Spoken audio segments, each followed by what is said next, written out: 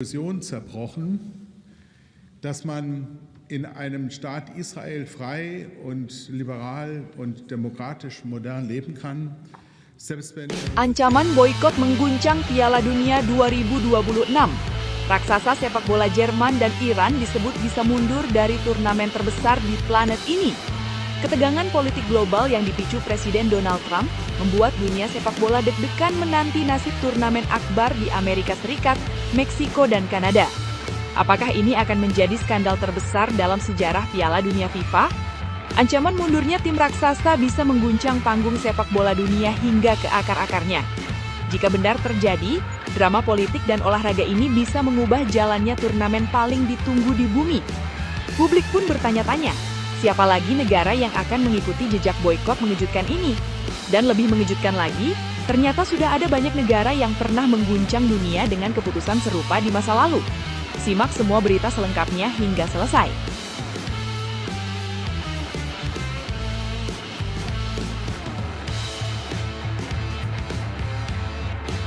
Heboh! Pengadilan Olahraga Dunia menjatuhkan vonis telak untuk sepak bola Malaysia. Upaya banding Federasi Sepak Bola Malaysia kandas di tangan Court of Arbitration for Sport setelah skandal naturalisasi mengguncang Asia Tenggara. 7 pemain timnas Malaysia dipastikan tetap diskors meski sudah berjuang membela negara. Investigasi yang dilakukan oleh FIFA mengungkap fakta mencengangkan. Terdapat dugaan pemalsuan dokumen yang berkaitan dengan asal-usul pemain. Selengkapnya hanya di Zona Timnas Indonesia.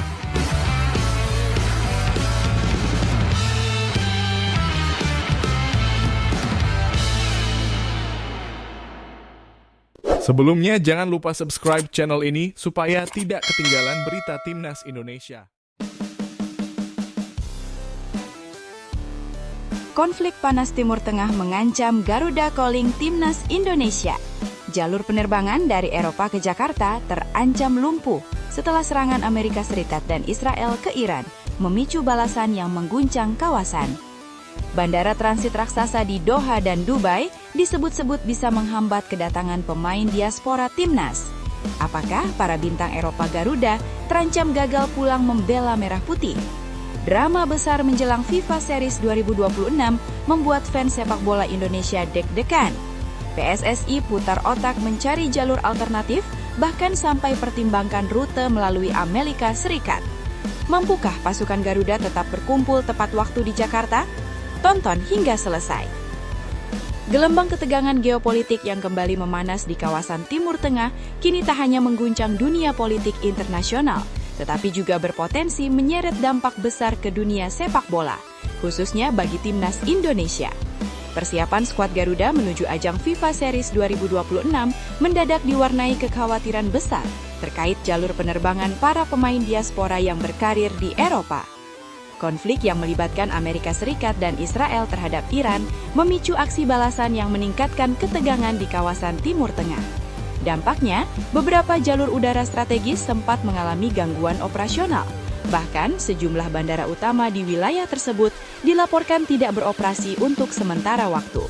Situasi ini menjadi perhatian serius karena bandara-bandara di Timur Tengah selama ini merupakan jalur transit utama bagi penerbangan dari Eropa menuju Asia Tenggara.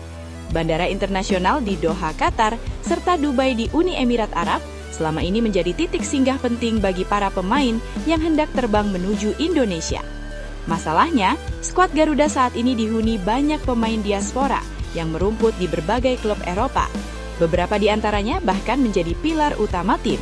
Nama-nama seperti J.I. Dizes dan Emil Audero yang bermain di Italia, lalu Kevin Dix di Belanda, serta Ole Romani yang berkarir di Inggris, menjadi pemain yang harus menempuh perjalanan panjang menuju Jakarta. Belum lagi pemain lain, seperti Justin Hubner, Martin Paes, dan Dean James yang juga berkarir di Eropa dan diprediksi masuk dalam daftar panggilan tim.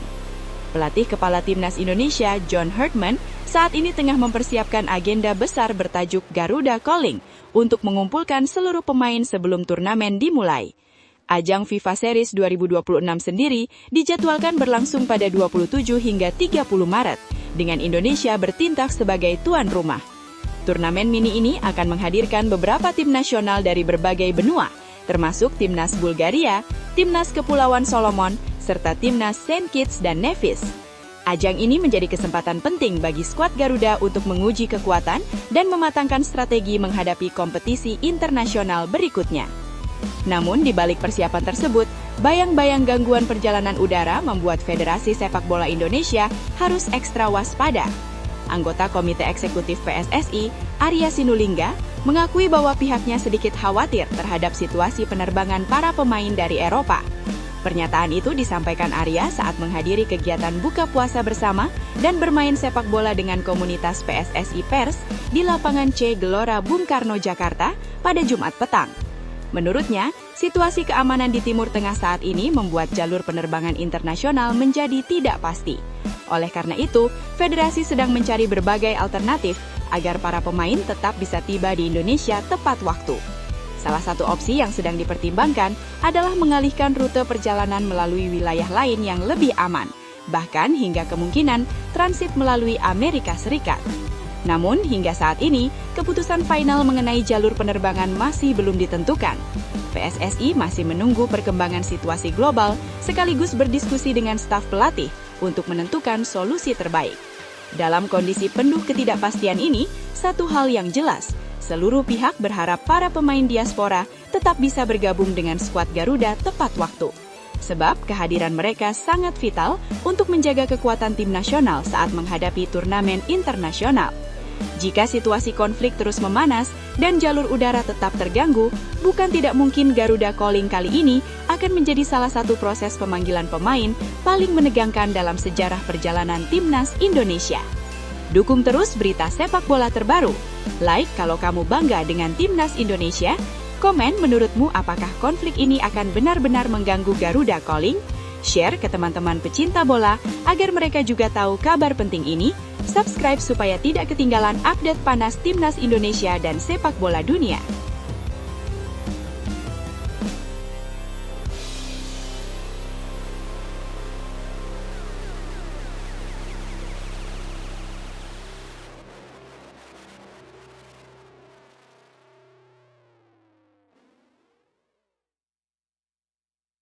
Ancaman boikot mengguncang Piala Dunia 2026. Raksasa sepak bola Jerman dan Iran disebut bisa mundur dari turnamen terbesar di planet ini. Ketegangan politik global yang dipicu Presiden Donald Trump membuat dunia sepak bola deg-degan menanti nasib turnamen akbar di Amerika Serikat, Meksiko, dan Kanada. Apakah ini akan menjadi skandal terbesar dalam sejarah Piala Dunia FIFA? Ancaman mundurnya tim raksasa bisa mengguncang panggung sepak bola dunia hingga ke akar-akarnya. Jika benar terjadi, drama politik dan olahraga ini bisa mengubah jalannya turnamen paling ditunggu di bumi. Publik pun bertanya-tanya, siapa lagi negara yang akan mengikuti jejak boikot mengejutkan ini? Dan lebih mengejutkan lagi, ternyata sudah ada banyak negara yang pernah mengguncang dunia dengan keputusan serupa di masa lalu. Simak semua berita selengkapnya hingga selesai. Persiapan menuju pesta sepak bola terbesar sejagat yaitu Piala Dunia FIFA 2026 seharusnya menjadi momen penuh euforia. Turnamen raksasa yang akan digelar di 3 negara sekaligus, Amerika Serikat, Meksiko, dan Kanada, awalnya digadang-gadang sebagai edisi paling spektakuler sepanjang sejarah. Namun alih-alih diselimuti kegembiraan, atmosfer menuju turnamen justru mulai beraroma kontroversi, drama politik, dan ketegangan global yang membuat para penggemar sepak bola di seluruh dunia menahan napas. Salah satu sumber kegaduhan datang dari kebijakan Presiden Donald Trump yang mengancam akan menerapkan tarif impor terhadap sejumlah negara. Pernyataan tersebut memicu reaksi keras di berbagai pihak dan bahkan menyeret dunia sepak bola ke dalam pusaran polemik politik internasional. Dampaknya terasa hingga ke ranah olahraga karena muncul spekulasi bahwa raksasa sepak bola Eropa, Jerman, bisa saja mempertimbangkan langkah ekstrim, memboikot turnamen paling prestisius di muka bumi. Di sisi lain, situasi tak kalah panas juga menyelimuti Iran. Ketegangan geopolitik yang meningkat, termasuk serangan militer terbaru yang melibatkan Amerika Serikat, membuat masa depan partisipasi tim nasional Iran di Piala Dunia menjadi penuh tanda tanya besar. Presiden Federasi Sepak Bola Iran, Mehdi Taj, bahkan secara terbuka menyatakan pesimismenya terhadap peluang negaranya tampil di ajang tersebut. Menurutnya, dengan situasi yang terjadi saat ini, sangat sulit bagi Iran untuk memandang Piala Dunia dengan optimisme. Walaupun demikian, ia menegaskan bahwa keputusan final tetap berada di tangan para pejabat olahraga dan otoritas terkait. Padahal Iran sebenarnya sudah memiliki jadwal pertandingan yang cukup menantang di fase grup. Mereka dijadwalkan menghadapi Selandia Baru pada 15 Juni di Los Angeles, kemudian bertemu Belgia pada 21 Juni di kota yang sama, sebelum menutup fase grup melawan Mesir pada 26 Juni di Seattle. Namun semua rencana itu kini seakan berada di ujung tanduk. Jika Iran benar-benar memutuskan mundur, maka Uni Emirat Arab disebut-sebut sebagai kandidat terkuat yang berpotensi menggantikan posisi mereka di turnamen. Ancaman boikot juga muncul dari Eropa. Seorang politikus dari partai CDU di Jerman, Jürgen Hart, sempat memicu kegemparan setelah menyatakan bahwa negaranya bisa saja menarik diri dari Piala Dunia 2026. Pernyataan itu muncul dalam wawancara dengan media Jerman dan disebut sebagai langkah ekstrim yang mungkin diambil untuk memberikan tekanan politik kepada pemerintahan Trump. Isu keamanan di Amerika Serikat juga menjadi bahan diskusi panas menjelang turnamen. Selain itu, harga tiket yang dinilai terlalu mahal menambah daftar panjang kontroversi yang menyelimuti Piala Dunia kali ini. Meski demikian, pihak FIFA mengklaim bahwa Jerman tetap menjadi salah satu negara dengan jumlah permintaan tiket terbesar bersama 7 negara lainnya di luar tuan rumah. Situasi bahkan semakin rumit ketika muncul kabar bahwa jika ambisi Trump untuk mengakuisisi wilayah Greenland terus berlanjut, maka peluang tim asuhan Julian Nagelsmann untuk absen dari Piala Dunia bisa semakin terbuka. Tak hanya itu, sinyal kemungkinan boikot juga sempat terdengar dari pejabat pemerintah Spanyol. Tim juara Eropa yang dilatih Luis de la Fuente bahkan disebut-sebut bisa mempertimbangkan langkah serupa jika situasi politik dan keamanan tidak membaik. Jika benar terjadi, absennya Jerman akan menjadi kehilangan besar bagi turnamen. Negara ini merupakan salah satu raksasa sepak bola dunia dengan koleksi 4 gelar juara Piala Dunia, menjadikannya tim tersukses sejauh ini dalam sejarah kompetisi tersebut. Mereka juga dijadwalkan menjalani laga persahabatan internasional pada 6 Juni sebagai bagian dari persiapan menuju turnamen. Menariknya, ancaman boikot seperti ini bukanlah hal baru dalam sejarah Piala Dunia. Sepanjang perjalanan panjang turnamen ini, sudah ada sejumlah negara yang memilih mundur atau menolak berpartisipasi karena berbagai alasan, mulai dari konflik politik, persoalan finansial hingga pertimbangan prinsip. Contohnya terjadi pada tahun 1934, ketika juara dunia pertama, Uruguay, memilih tidak mempertahankan gelarnya. Keputusan tersebut berbentuk protes karena banyak negara Eropa sebelumnya tidak datang ke Amerika Selatan untuk mengikuti Piala Dunia 1930. Beberapa negara Britania seperti Inggris, Skotlandia, Wales, dan Irlandia juga pernah absen dari turnamen global tersebut. Mereka lebih memilih fokus pada kompetisi regional yang mereka anggap lebih bergengsi saat itu, yaitu Home Championship. Kemudian pada 1938, Argentina memutuskan memboikot turnamen karena penyelenggaraan Piala Dunia berpindah ke Eropa, bukan kembali ke Amerika Selatan seperti yang mereka harapkan. Kisah unik lainnya datang dari India yang menolak tampil di Piala Dunia 1950. Secara resmi mereka menyatakan turnamen tersebut tidak terlalu penting, namun rumor yang beredar menyebutkan alasan sebenarnya berkaitan dengan aturan penggunaan sepatu, karena para pemain India saat itu terbiasa bermain tanpa alas kaki. Ada pula Turki yang memilih tidak berpartisipasi pada Piala Dunia 1950 akibat biaya perjalanan ke Amerika Selatan yang dianggap terlalu mahal. Sementara itu, pada Piala Dunia 1974, Uni Soviet mengambil keputusan dramatis dengan mundur dari babak kualifikasi. Mereka menolak memainkan leg kedua melawan Chile sebagai bentuk protes terhadap kudeta militer yang menggulingkan pemerintahan Salvador Allende. Kini dengan berbagai ketegangan politik yang kembali muncul menjelang Piala Dunia 2026, dunia sepak bola kembali menghadapi pertanyaan besar. Apakah sejarah boikot akan kembali terulang dalam skala yang lebih besar dan lebih dramatis? Jangan lupa dukung like kalau kamu pecinta sepak bola dunia. Komen pendapatmu, apakah negara-negara besar benar-benar akan boikot Piala Dunia 2026?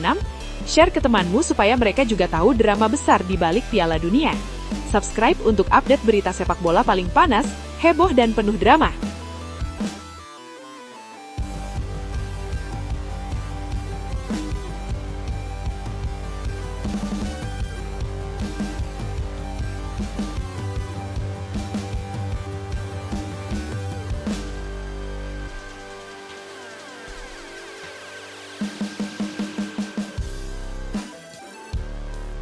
Heboh! Pengadilan Olahraga Dunia menjatuhkan vonis telak untuk sepak bola Malaysia.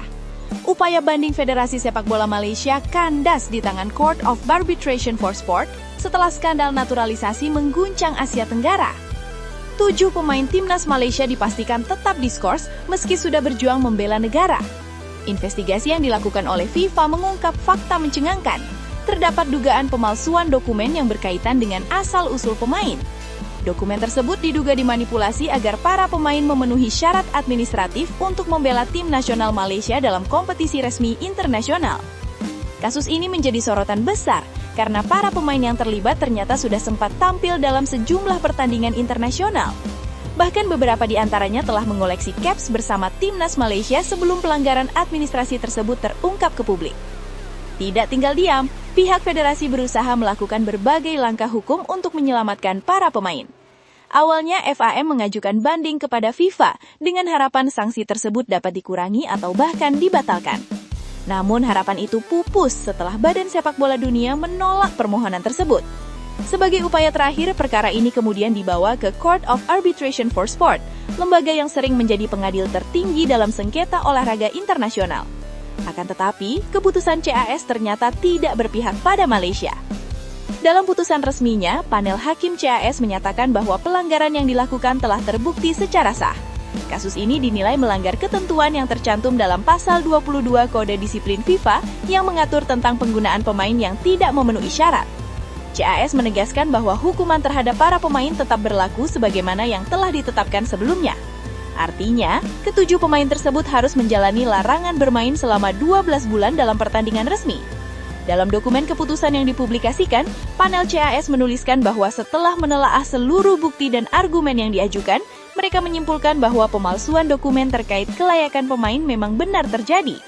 Lebih lanjut, panel juga menyatakan bahwa hukuman skorsing selama 1 tahun merupakan sanksi yang dinilai adil dan proporsional. Hal tersebut mempertimbangkan tanggung jawab para pemain dalam keterlibatan mereka pada proses yang mengandung unsur penipuan administrasi.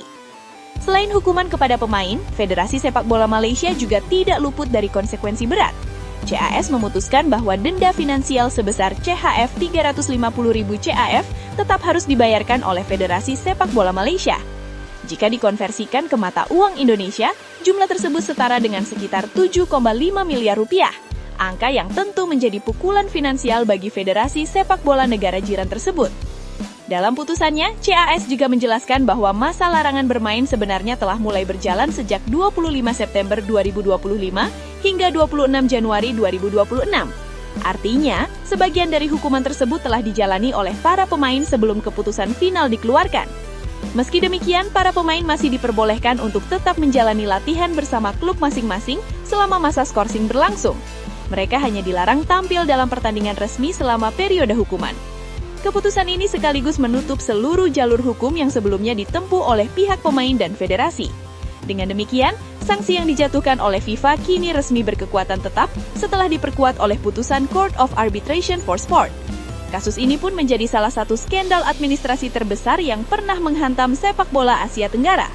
Banyak pengamat menilai bahwa kejadian ini bisa menjadi pelajaran penting bagi federasi-federasi lain agar lebih berhati-hati dalam proses naturalisasi pemain. Dukung terus update berita sepak bola terbaru. Like jika kamu ingin sepak bola Asia Tenggara makin bersih dari skandal. Komen menurutmu apakah hukuman ini sudah adil untuk kasus naturalisasi ilegal? Share agar teman-temanmu juga tahu kabar panas ini. Subscribe supaya tidak ketinggalan berita panas sepak bola Asia dan dunia.